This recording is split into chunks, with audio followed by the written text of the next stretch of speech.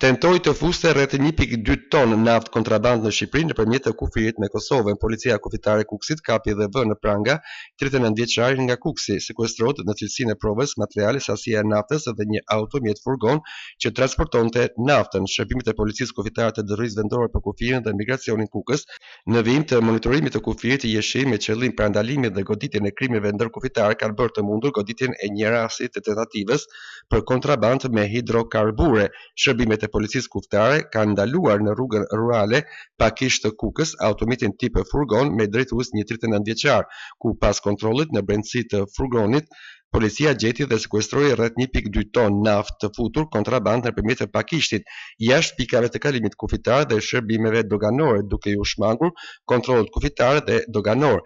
Sasia e karburantit u sekuestrua në cilësinë e provës materiale, ndërsa drejtuesi i automjetit u arrestuar në flagrancë për veprat penale kontraband me malla që paguhet akcizë dhe kalimi pa ligjshëm i kufirit shtetëror, thuhet në njoftimin zyrtar të Drejtorisë Vendore të Policisë Kukës.